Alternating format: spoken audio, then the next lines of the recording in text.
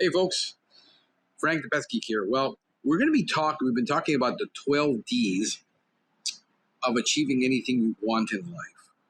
And we talked about last week, about doing and the importance of doing. And once you have the dream and you have the desire and you've done, you've done all the research, you got to get going.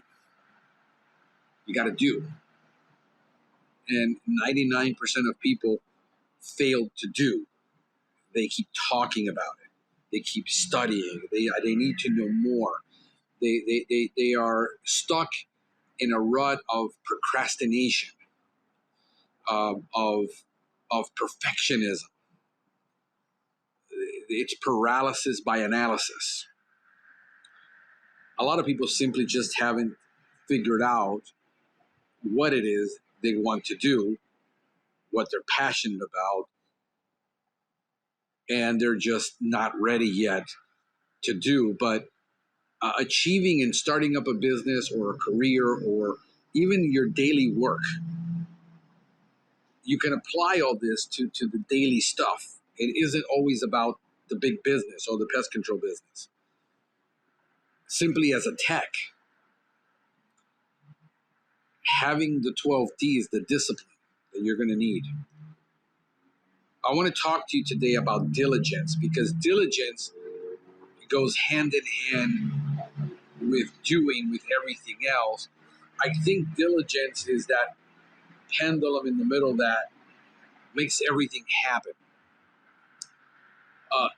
The definition of diligence, according to Merriam-Webster, diligence is a steady, earnest, energetic effort, devoted and painstaking work and application to accomplish an undertaking. Diligence. Benjamin Franklin said, diligence is the mother of good luck. This is, diligence is the mother of good luck. Benjamin Franklin. You know, a lot of the times people say, I just don't have any luck with anything. Well, what have you devoted yourself to, which is one of the 12 D's? What are you dedicated to? You know, what do you wake up every morning wanting to do? Well, not what I'm doing now. That's the problem. You can't be diligent, but you can in your daily work.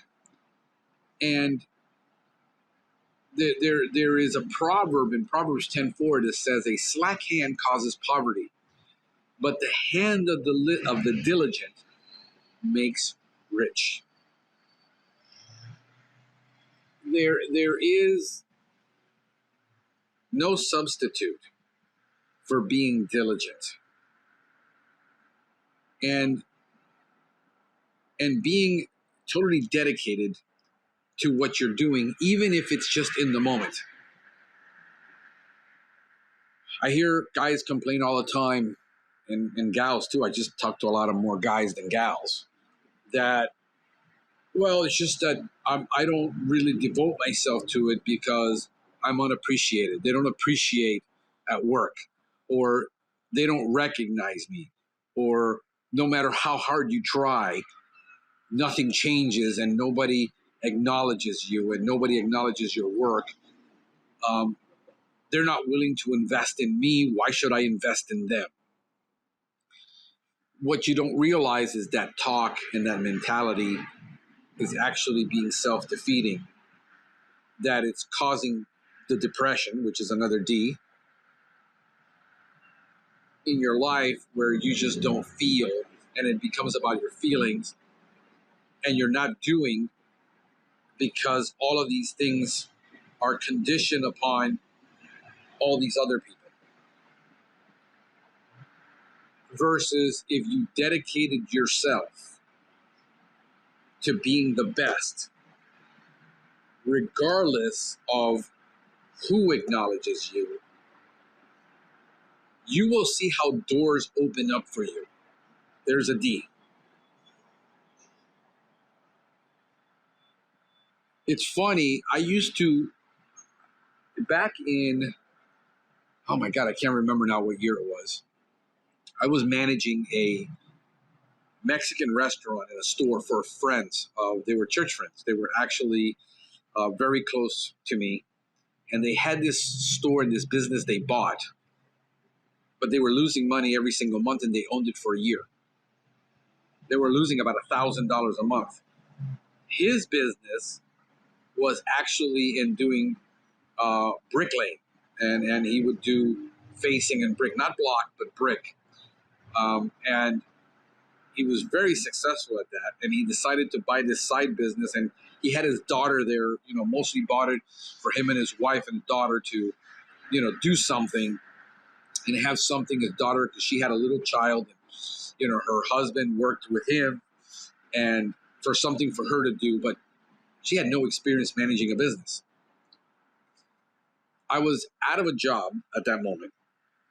And I said, look, he says, you're looking for a job. It doesn't pay much, but if you can help me out in the restaurant and see what you can do to turn this thing around, I would greatly appreciate it. So I went in there, and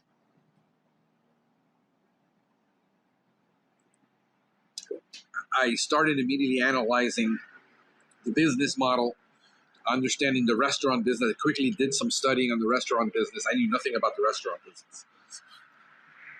And I read how many turns in the restaurant needed a day, how to price the menu. The menu was underpriced by about 30%. I had to increase the prices about 30% on the menu. Didn't have to fire anybody, didn't have to lay anybody off to make the cuts. Changed our suppliers who we were buying from. Made some 1, 2, 3 changes of very basic stuff that they were missing. Nobody had done any research. Here's a daughter that was in her mid-20s, working in her father's restaurant, didn't have the discipline, the desire, the determination, or anything to learn about the restaurant business and how to run a restaurant. And within 30 days, I turned that thing around and made it profitable by doing 3 basic things that were being done wrong or weren't done at all. And the business started to grow. And although they appreciated me, they were never going to pay me a 6-figure salary for running this little place. I was basically doing it until I found something else. And then I decided to start a food distribution business while I was there, because I had the time while I was there to run it and do both. And I would do that on my own while I was running the restaurant. And the guy next door who owned a tobacco shop, they basically sold cigarettes, bulk cigarettes. He just came into the restaurant and says, man, I don't know what you're doing, but I've watched this. I've been here 14 years. I've watched this restaurant. The amount of foot traffic that has increased since you took it over is amazing. I had an offer from Allstate while I was working that restaurant to get me my own branch, my own franchise. They would train me, send me away to Michigan to train, and offered me basically to start out my own career. The fact that they couldn't acknowledge me and pay me what I deserved for doing the work, because we were doing about $30,000 a month at that time. They were overstaffed. The owner didn't want to let any of these people go. He was deciding what to pay everybody, but he had me managing. And so he had his hands in the whole deal and didn't let me really do what I needed to do. Didn't change the fact that I did what I knew to do, and that I got everyone around me to see what I was doing.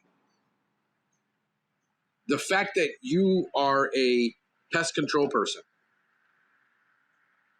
that decides you're going to be diligent today to be the best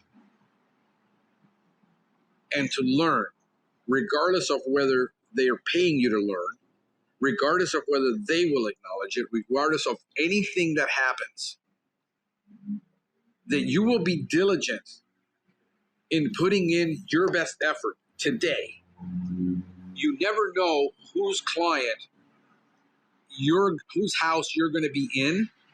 I don't know if this thing is making sure that I got the good audio. I just got a message that I couldn't read across my screen, and I got totally distracted. My ADD kicked in.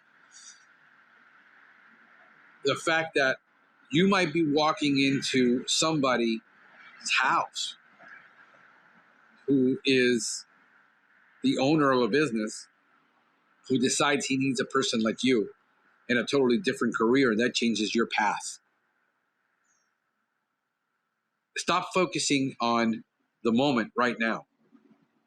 I'm going to talk to you about the things that are going to rob you from being diligent so that you can guard against it, so that you can be diligent. And do this. A story about, this I just lost my train of thought again. I'm exhausted.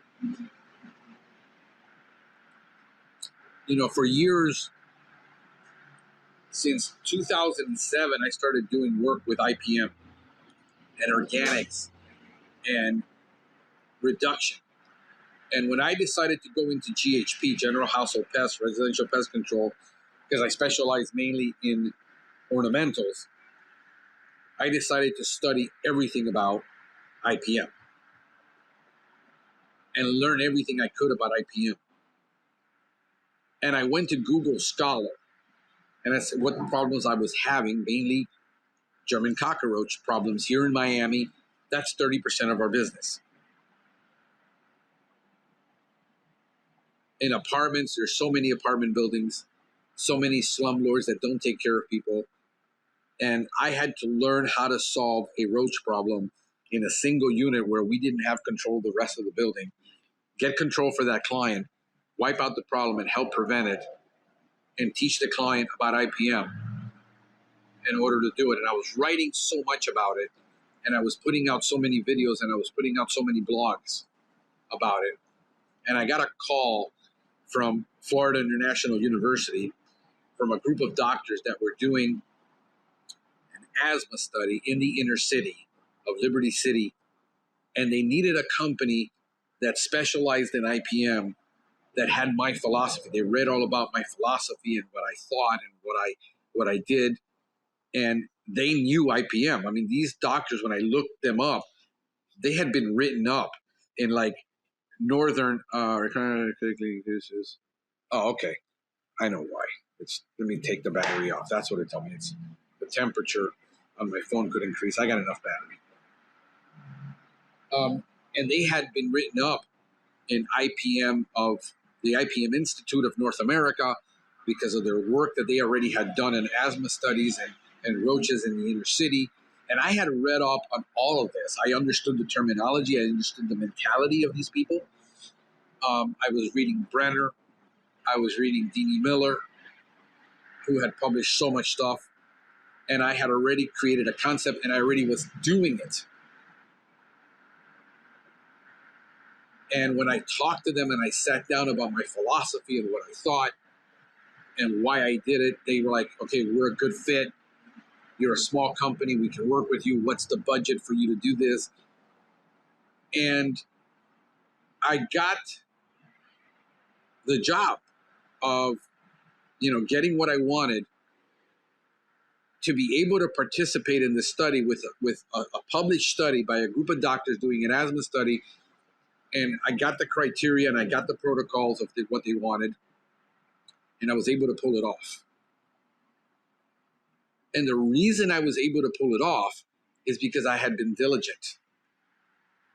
Whether nobody knew it or not, whether nobody acknowledged it, to be the best at this, reducing this roach population in really infested apartments where we only had control of that one unit, and all the other apartments, we didn't know what was happening.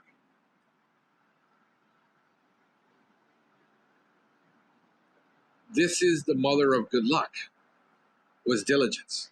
I got lucky because I did the research. After I did the research, I went into the field and I applied it, the research methodology, proved that what they had written works, and then was prepared to be part of something great and to be recognized for doing this. When nobody was talking about it in Miami, nobody wanted to do it.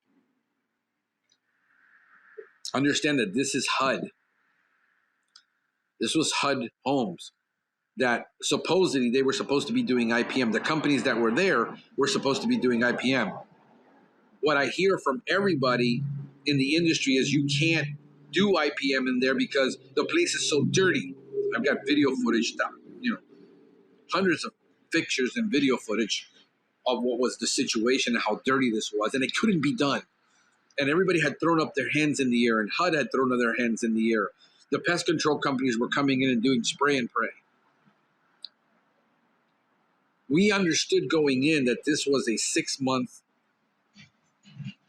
project, and we from all the literature, we knew that we could do it in 6 months. And we did a trial. Later, that trial became a full-term study. A year later, we got full funding. I donated about $100,000 worth of labor because they couldn't come up with all the money to do it right. This is the double-edged sword of IPM, that it is much more expensive. The fact that they only got $25,000 to $30,000 to pull this off in 40 units, and we ended up donating double that, triple. We donated about $100,000 in man hours and labor and profit for a year to do 88 units. So think about it, $150,000 to clean out 88 units in a year. That was the reality of doing IPM. I get messages all the time, guys. Hey, look, I'm watching your videos and I'm listening to what you're saying. How do you do it? And I said, exactly like I showed you. He says, but the problem is the company I work for sells these jobs so cheap, I don't have the time to do it. I says, here's the reality. If you don't have the time, you can't do it. It can't be done. So being diligent for me has been rewarding my whole life because I did it no matter who acknowledged it. I did it for self-satisfaction to prove that it could be done. And then we figured out how to streamline it. We used that 1.5 years to really test and put to my test my protocols, which did work. We did get the result over 80% of the time very quickly. Within 90 days, we got the control for most people. 50% we did it within 30 days. And to get that 5% that was just the really dirty, really neglected, really like they didn't cooperate in anything, food all over the place, dirty clothes all over the place, nothing was going to change. That took us 6 months. But it gave me the opportunity then to the experience of the diligence of doing, and I'm going to talk about that, gave me the opportunity to perfect my craft. What's going to keep you from being diligent right now at this age, at this time, is the inability to choose. Young people that haven't figured out their career path yet, that haven't devoted themselves to anything, haven't done it because they haven't tried enough things. This is where I believe the gig economy is helping, but it's also making it hard and difficult for companies to hire because young people, and I say kids and I mean young people, 18 to 25, are choosing not to go to college because they don't know what they want to study. They haven't devoted themselves to anything, and they've decided to take on gig jobs in all kinds of different fields, testing all kinds of different things, experimenting all over the place. The gig economy, the Ubers of the world, the home delivery companies, Amazon, is allowing young people to try different jobs and different things to figure out kind of what they like in different areas. They're not going to walk into the mom and pop dry cleaner and apply because that is too restrictive. It doesn't give them enough freedom. The gig economy gives them freedom. The Fivers of the world, the Upwork of the world, where kids who have art talent can, 99 designs where you can compete, is making it more appealing for them to go in there, experiment with different things, not be committed to anything, not saying I got to show up from 9 to 5, and if I don't show up tomorrow, you're upset at me. And it's making it more difficult for you to find people because they're not willing to work for the traditional employer. When 78% of the business you drive down the street are mom and pop businesses, 1 to 5 employees with no opportunity to move up in the company because you're never going to get higher than the owner. You're never going to get higher than the son of the owner. You can be a manager, you can be an assistant manager. Drive down Main Street America, drive down any busy street. 78% of all the businesses there are mom and pop. You've got the big corporates like the McDonald's that teach you work-life skills and give you work-life balance. And they pay minimum wage. And this is what everybody's upset about. All these adults are working at McDonald's and fast food when that was never designed for them. It was designed for the young people that fortunately, after 2009, those people found themselves displaced. They weren't retrainable. They didn't want to retrain in a new career. They decided, I need a job, but this job doesn't provide a living wage. I needed to provide a living wage because I don't know how to do anything else. I don't want to learn how to do anything else. And took all those jobs away from all the young people. Young people today are saying, mothers are quitting their jobs and saying, I can go deliver groceries all morning, drop my kids off at school, be done by 2, get home, make dinner, go pick up my kids, take them to ballet, not have to punch a time clock, not have to tell my boss where I am. Yeah, I'm not making as much, but I have all my freedom and I have all my time. And you're wondering why you can't get them to go work in the office anymore from 9 to 5. And when they need to take off time for their kids and be time with their kids, it's a big hassle. So the gig economy is making it very interesting for people to try things. The problem that young people have, and there is a syndrome known as FOMO, the fear of missing out. They're not willing to commit to anything. This is why they're getting married late in life. It's changing. Everything is changing. This idea that I want you to get married and have kids before I die so I can play with my grandchildren, you might never see your grandchildren. There was an old saying, do what you love and the money will follow. Do what you love and you'll never work a day in your life. Here's the problem. I don't know what I like. I don't know what I love. I don't love anything. I'm not in love with anything. I'm just trying things and I just can't find anything. And part of it is you have a dilemma where if we wanted a career, we had the library back then. The internet wasn't even in play when I started messing around with computers and doing computer programming. The most we can do is connect one computer to another via phone that we, took the phone and put it on this thing and it actually communicated across the phone. Later we had a modem. There was the phone modem that you had to lay the phone actually on top of this device. And I didn't know what careers were available because I went to the local college and I looked at what was available. That was it in careers. I mean, my limit was my conversations with people, what was being talked about in the news and newspapers, and being told by a recruiter, this is the next big thing, this is what you need to get into, this is the future. The recruiter's job was to get as many people as he could, naive me, so he could get his commission check because he's a salesman. He could care less about. He never did an assessment on me to find out what my strong suits were.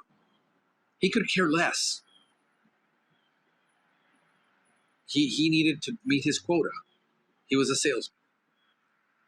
And he sold me on the idea of computer programming, and I was already into coding and all this. I thought it was going to be the next big programmer that was going to write the next big code for something.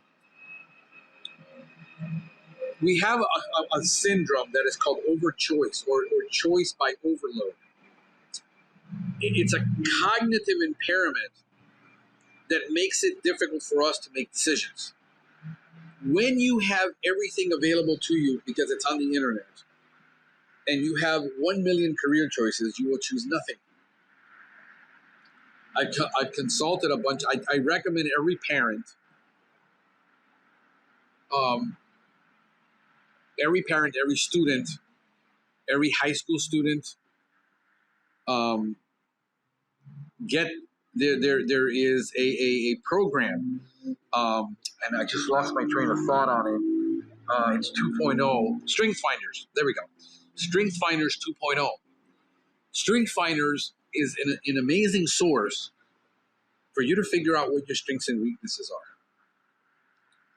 And then and I've done enough counseling with kids that said, you don't have really what it takes for that career based on what I see in you. I could be wrong. I would consider you learn more about what your strong suits are. My brother-in-law was one of them. He went into film right out of high school because his father told him you had to get a job or you go to school. He wasn't getting a job, so he decided to go to school. When parents do that and they force their kids into that situation where, you're 18, you need to decide right now what you're going to do with your life. He opted to go to film school. And I said, bro, you're never going to be in Miami. You got to leave. You got to go to California. You got to go to all these places. He wasn't going to do that. I said, it's a really tough career. What are you going to be, a camera guy? I don't think you have what it takes for that. You're this, you're like that, your personality type. I've known him since he was 14. Turned out he dropped out, went and got a job, did that for a while. 2 years later, decided he was going to be a physical therapist. And I said, see, now there's a career that your personality is suited for. You're a caring person. You can kind of work with your hands. You're not very handy, but you can. And it's going to require you a lot more intellectual knowledge than actual dexterity. I think it's appropriate, and he did. He works for me now. He has a technician. He's been working with me now for 2 years. He just got his associate degree. I'm waiting 1 more year before I kick him out because it's not in his best interest to stay with me till the end of his school and not start looking for work where he could get the experience so that when he graduates, he already has a years of experience. But this job allows him the freedom he needs to go to college, work his hours, do what I need him to do, and have that flexibility and that pressure where he can schedule himself. He can decide when he works, when he doesn't. It works. And I talk about this and people are like, well, you don't know what you're talking about. You're going to go broke. He produces as much as any average tech across the country. I don't need to kill him. Works 4 days a week. He has 1 day a week off. He chooses what day that is. As long as he communicates with his clients, he schedules his own schedule. I'm paying him more than anyone in the industry. So when I talk about these things, it's not theory, guys. When I post something on Facebook, is that I'm freaking doing it and I've been doing it. But that overchoice, there's a reason why when you go to any website in America and you have 3 plans, sales strategy, 3 plans, good, better, best, silver, gold, platinum.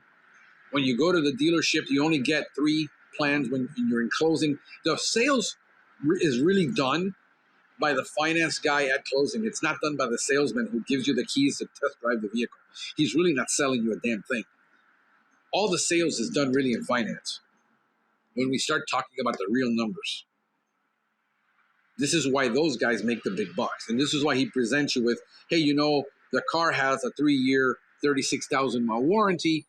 You're going to be in business and you're going to use it for at least 6 years. You want to get the extended warranty, why you want to get the maintenance package, why you want to get the extended warranty and the maintenance package, why you want the extended warranty, the maintenance package, and the gap insurance. And you get 3 packages. And this is what your monthly payment is going to be with these 3 packages, but this covers you for everything. When faced with so many options, people don't have the ability to make decisions. Chances are you're going to choose one of the 3, or you're going to say, nah, I'll do my own everything and I'll take my chances. That's when the sale is really made. The other problem that you have is the inability to focus. The reason you have an inability to focus is because there's too many options. You're looking on the internet. You're looking at these ideas that you can invest in Bitcoin and become the next Bitcoin billionaire. Problem is, you don't even have a job. You don't have enough to invest and buy Bitcoin to be the next Bitcoin millionaire. Focus means follow one path unto success. Remember that. Follow one path until success. 5 words. Follow one path until success. And the reason so many people are unhappy, if you look at the numbers of people that are unhappy in their marriage, the number of the people that are unhappy at work, it's about the same percentage. Patrick Bolton, which I had a conversation, I think I mentioned him before. We had a conversation many years ago, about 4 or 5 years ago, where he developed this psychological. The guy is a consultant to the HR industry. He's been an HR recruiter. He's been in this for 30 years. And he says, Frank, happiness at work has to do with happiness of the person. Your job is to find happy people that will be happy at work, not trying to turn unhappy people into happy employees. And he came up with this whole process. Look him up, where you're committed to hiring happy people and how to find through assessment-based work, saying this guy will, chances are, or this gal, chances are. So your job is to find the 33% that is happy and recruit them and pay them above average wage, 30% over what the market is paying, to keep them, hire them, retain them. And that is the big challenge that we have as independent pest control people, is that it takes a lot of these skills. It takes a lot of time. It takes a lot of money to recruit and hire, train, retrain, onboard. Most mom and pops do not have this ability. This is what makes it so difficult. So a lot of people just opt for putting warm bodies on ships and then hope it works out. And I did consulting about a year ago where I went into a company to assess this and evaluate it, and more to learn and observe and get the experience. And talking to the owner, he had grown, but he was putting warm bodies in a truck with no training. He was bringing in manufacturers' reps to do the training. The problem is they were training on the products, trying to sell them product. So the manager kept buying all these products, and their people, I went into the point where I followed them in the field. And I said, let me see what they're doing in the field with what the training. You had the rep to teach them on this product. Let me see how they're applying it in the field. Crack and crevice spot treatment, especially around and inside the. So I said, okay, and you know what these guys were doing? They were baseboard spraying the front of all the appliances. I said, they took the training from the manufacturer. They're out there in the field applying it wrong. So I went and taught on the label, and then I took a tech in the field. And this is where we're going to be talking about declarative knowledge and procedural knowledge. And these are all the things that you really, if you're going to be committed, you have to be committed to both in pest control. And this is where I think the industry has it wrong about technical training. Is technical training really is more declarative knowledge than actually procedural knowledge in the field. And I'll prove it to you. So I taught on that label specifically. Then when I went out in the field with one of the best technicians, that was the guy with the most experience. He had been working for a large brand for several years. He did their termite work and he did all this. And I took him out in the field and I said, okay, based on what you know that I taught in the class and based on the label, how are you going to apply this product? And he proceeded to do what he normally does, baseboard defense. He says, no. Let's change the tip. Let's go. Let's go into the field and let's take your B&G and we're going to use a pin stream. And you're going to pin stream like this around the stove. You're going to go underneath. You're going to go up, across, the back, this and that. If you put a pin stream and you put it inside and it doesn't come outside, you basically comply with the label. You cord it off every possible way that this roach could get through that liquid. It's covered everywhere. And now we're going to go in and we did this to about, I spent an entire day, listen to me, I spent an entire day with this one technician. We did, I think it was close to almost 100 apartments. Start at the bottom, go like this, go across with the pin stream inside, go do the same around the refrigerator, and do it where you can get it around the dishwasher, where none of it is on the floor, none of it is visible. We did this an entire day. I walked beside him, and the moment he would be like veering off to just be lazy and just go like that, I did no. Around the refrigerator. 100 times I repeated myself. The following week, I went with this company, by the way. I was there for 3 weeks. 3 weeks. Every single day. For 3 weeks. Doing training every single day. Both theoretical, management, sales training. And I said, man, you got a mess on your hands. You've got a bunch of warm bodies that just don't care. You're going to end up firing 2/3 of these people and hiring people. And I gave them the methodology and I gave them the assessments and I gave them all the tools. I went back the following week. He was already there doing. What did I catch him doing? Baseboard spraying the entire house. And I said, what are you doing? That you can't do this? That you've got to do it this way? Oh, yeah, I forgot. How can you forget? We did 100 units together. You're the brightest mind they have.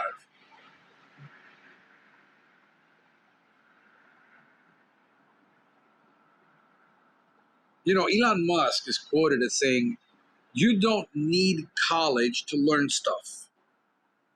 Everything is basically available for free.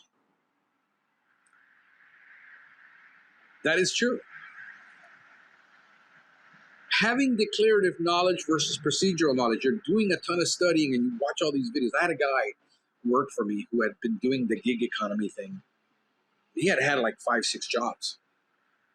And we were talking and I said, you know, you did this and you did that. And he says, why didn't you continue doing the, you know, he learned how to be a locksmith. And he worked with this guy that said, you know, I'm going to pay you 25% of everything you do. But then he was, you know, instead of, you know, everybody in the business charging $200 to go open a lock, this guy was charging $69. And I said, bro, with $12, I'd drive for an hour in traffic to make $12. And he really was looking for something. He's had an enormous amount of jobs. He was 30-something. He was already a millennial. Wonderful guy. I loved him to death. Couldn't stick to anything. Even when I taught him how to do it right, he would veer off and try to do it his own way. And I said, you can't violate my protocols. I've devoted 10 years. This has been tested.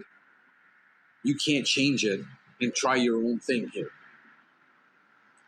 and couldn't stick to one thing. That, it was very hard to get him to focus. That was the problem. He was up and down. Today he was fine, yet tomorrow he wasn't fine. And I love him to death. Wonderful soul, wonderful human being. He had almost a bachelor's degree in education. He couldn't teach. I had him try to teach people. He didn't know how to teach. This is the idea that the declarative knowledge versus the procedural knowledge. I'm going to show you some stuff.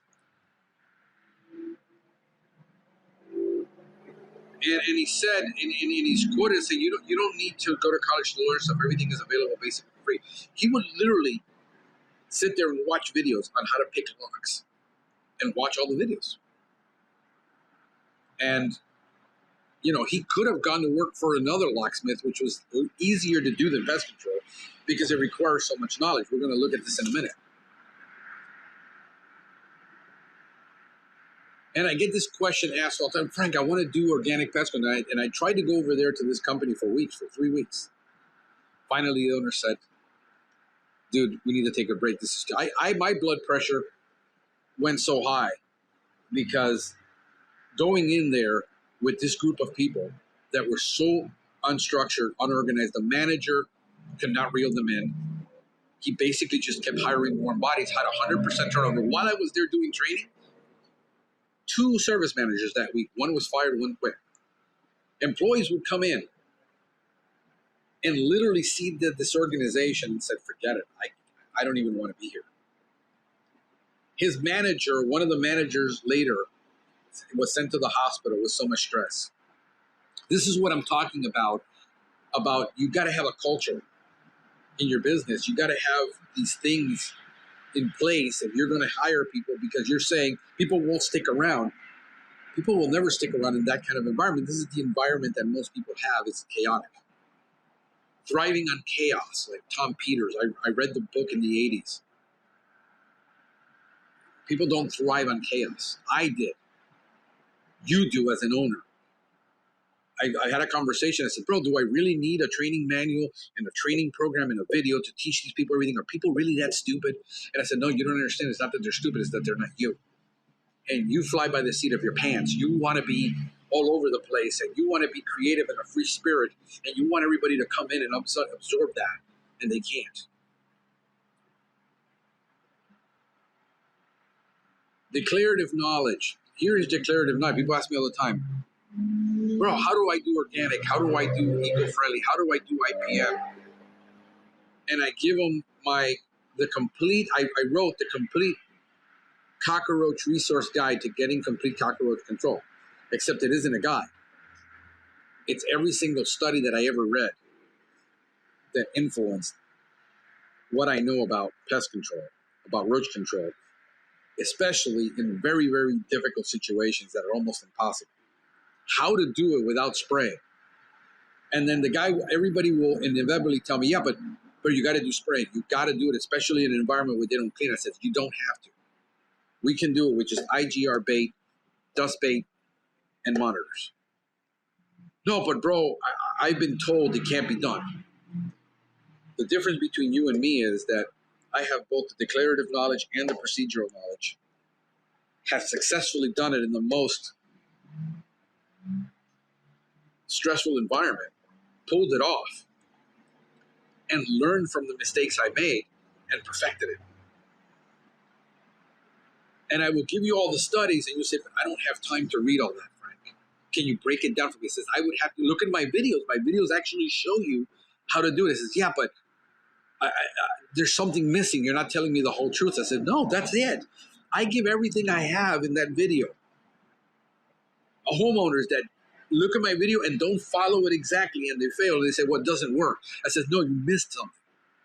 Go back. What did you do? Let me show you something about some of these studies so that you can see and where I got it from. Let me get over here. All right. So comparative study of integrated pest management and baiting for German cockroach management in public housing. Cost and efficacy comparison of integrated pest management strategy with monthly spray insecticide applications for German roach. Influence of hydroprene on German cockroach populations in public housing.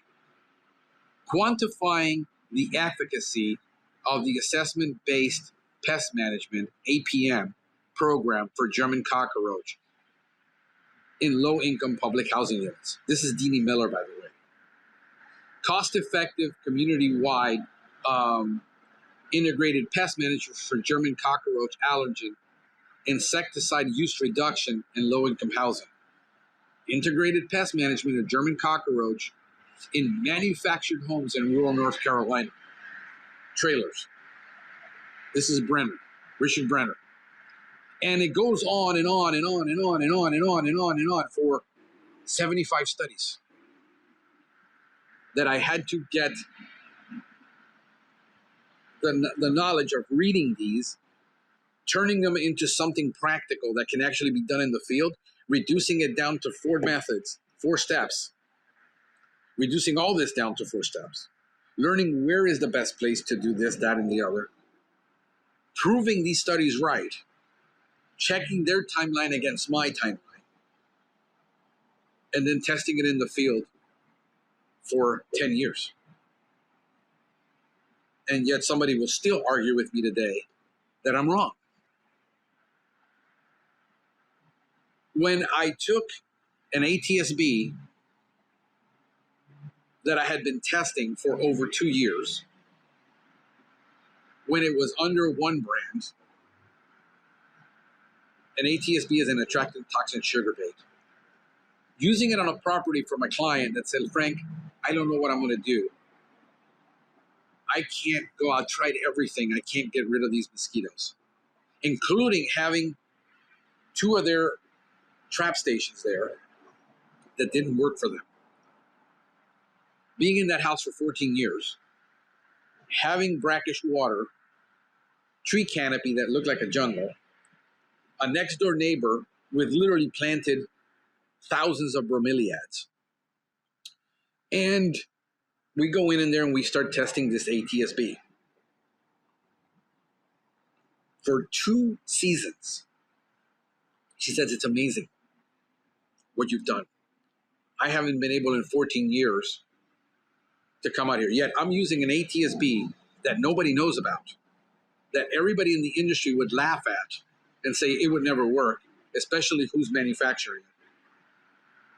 I tested it, used it, bought it from a company that specializes in selling to government contracts, got it directly from them. Nobody else in the industry was selling it except them. Tested it for 2 years. I do a demo video on it. I have the declarative knowledge, but also the procedural knowledge to more extent than anybody else in the industry has done with that product that's documented it. Nothing in the world can take the place of persistence. Talent will not. Nothing is more common than unsuccessful men with talent. Genius will not. Unrewarded genius is almost a proverb. Education will not. The world is full of educated derelicts. Calvin Coolidge. I recommend the book by Robert Greene called Mastery. Understanding what it takes. See, I understand that for 2 years on that property controlling mosquitoes, I went there every 2 weeks to monitor and inspect and talk to the lady. We tried it monthly. Monthly didn't work like the label said. We had to go every 2 weeks. And when we went every 2 weeks, she said, it's amazing. The bromeliads that were breeding 100,000 mosquitoes literally 10 feet from her property, we dealt with by using an integrated approach of applying IGR in that area. Then later, now we got IntoCare, and we did the combination of IntoCare with an IGR application for certain spot treatment in high areas where water is there. We're not going to leave the water there not treated, using the bait together with it and using an integrated approach where we use a holistic approach. It says, but that's expensive. Yeah, we don't do anything less than $89 a month for less than a quarter acre.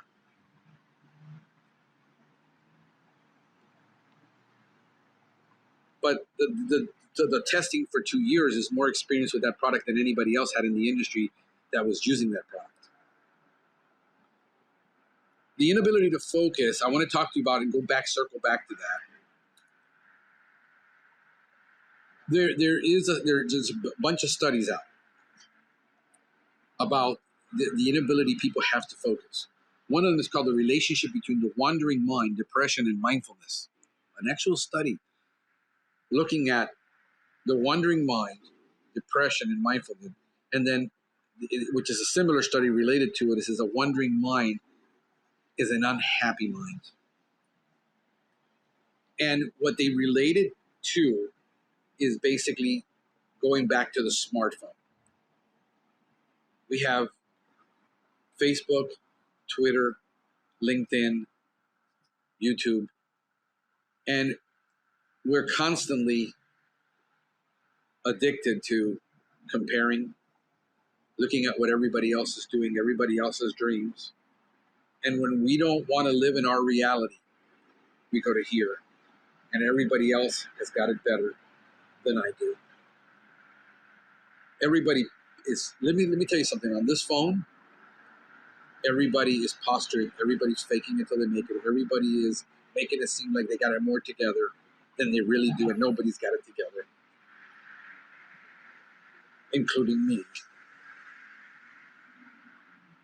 When they looked at the study and they found 60-something% of people, when they asked them what they were doing at that time, if they were engaged in what they were doing, said no, they were doing something else. And then they started asking, 60-something% of people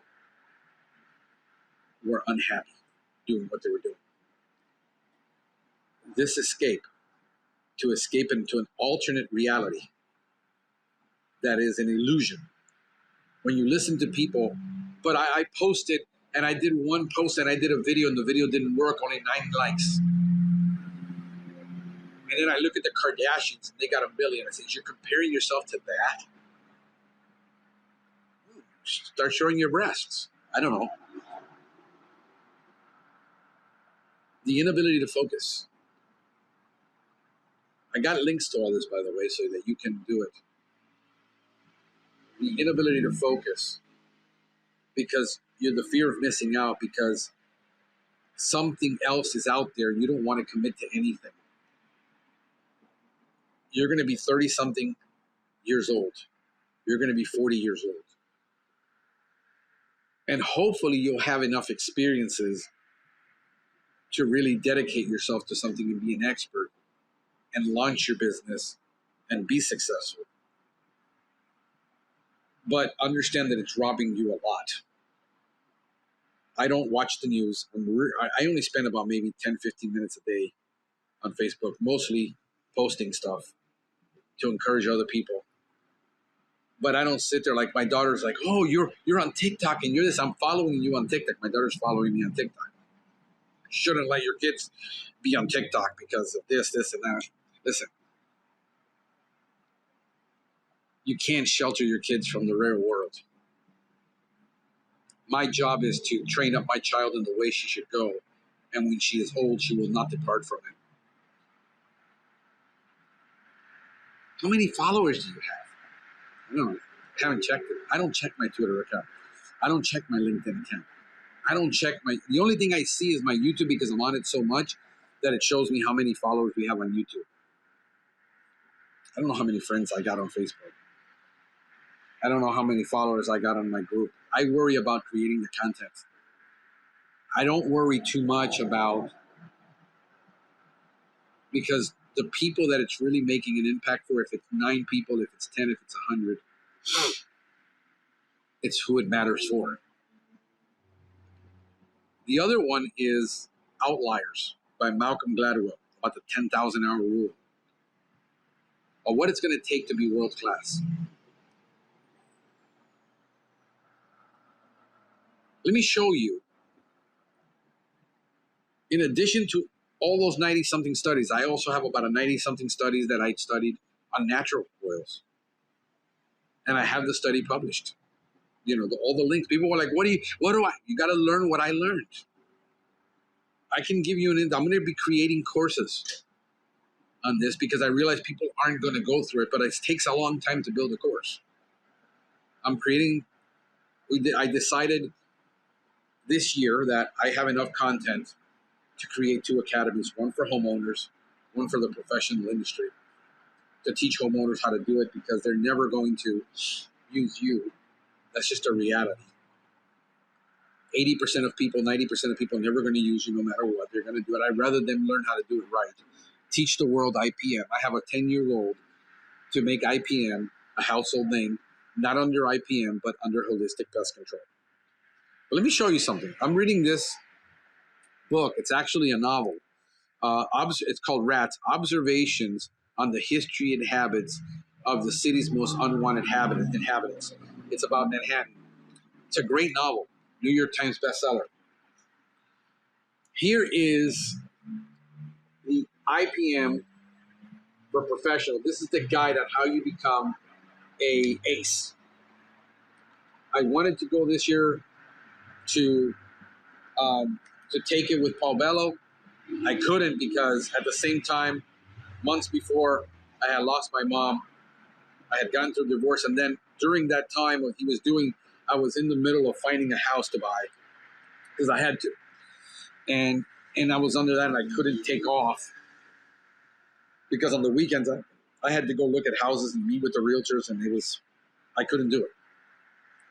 Here is what we need to learn as a professional, applying pesticides correctly. This is the manual, how to apply a pesticide correctly. This is what we have to learn.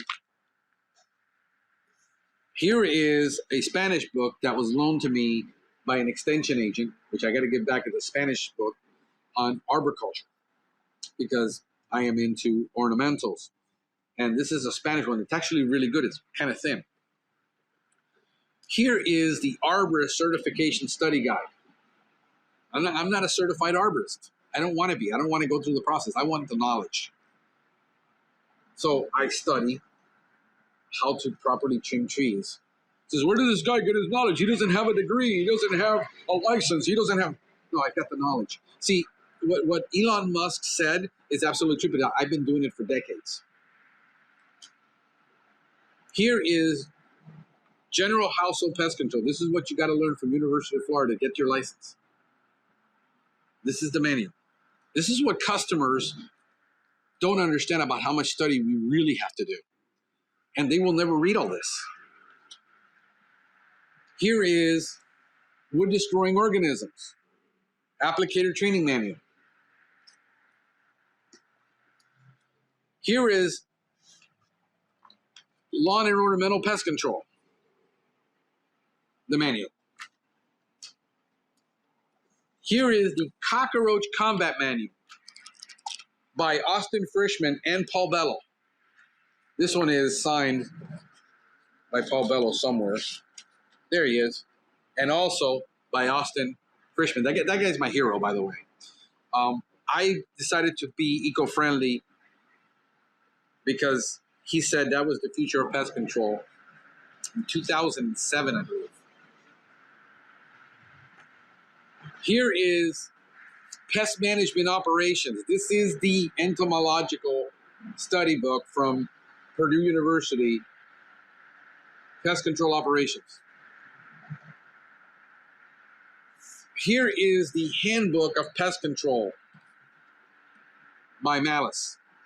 Not to mention the field manual, which I have somewhere and still in a case somewhere that I haven't taken out. These are all the books I use to learn what I learned. But before I did this, I got it from my IFAS University site. Last year alone, I spent $3,000 on my personal education at the University of Florida. In a pack, I believe. Here's WDO Inspections, the manual. Termites, Master of Termites class. In Foundations class. that represents about almost $4,000 of personal investment. And I don't have people are like, bro, but I don't have the money to buy the books.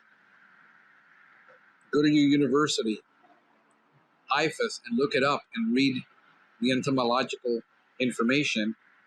It's free. And people, you know what people tell me all the time? Yeah, bro, but I don't have the time. Can you just digest it for me? Yeah, you want to ring me up on my phone. Take an hour of my time because you don't want to put in the investment for you to become a professional when the information is free. You don't have the money to buy all these books. That's fine. You can go to any of your state, university, entomology website, and it's all there. And yet people won't do it because nobody's paying me, because nobody appreciates it, because you don't have to go to college. I sat around a table with 4 manufacturers reps from a company, and one of them asked me, says, what degree do you have? Because you talk about so many scientific stuff that most pest control people don't know anything about. And I said, I don't have a degree. I mean, I have a degree in computer science, but I don't have a graduate degree. I don't have a PhD. But I read all the material that is published by PhDs, and I've become an expert. And for 10 years, I devoted myself, and now I've been 15 years in the industry. For the last 7 years, I've dedicated myself to putting out 400 or 500 videos now, 300-400 podcasts. I've lost count. I have no idea how many. 400 blog posts. And then you're asking me, how come I'm getting calls from all over the world? And I'm posting leads from all over the country. I'm getting calls from all over the world to teach, that people want me. And I decided I'm going to devote myself to teaching because I love it, but I also am practical in the field. I understand what it takes to get it done. Mastery, 10,000 hour rule, devotion. We're going to be talking about that. Next week, we're going to be talking about development. I think it's important, but understand that diligence, getting it done. Right now, I'm on track because I got to build the truck. I'm talking to a guy that an opportunity just came up to buy his route. That would give us a tremendous boost if we could cut a deal. Building out this new van that's never been done before for pest control, 4 service tanks inside a van, can't be done. I'm working on the podcast. I'm trying to finish the academy, but I got to develop the courses, but I'm doing a little different strategy on how to develop these courses to kind of speed up the process. But I'm diligently working on all of them. I'm devoting myself to one thing, being an expert in the pest control industry. Why? Because in the next 10 years, I'm going to be America's pest control guy. I don't care if the industry doesn't call me to speak at Pest World. I don't care if I ever get invited to an IPM symposium.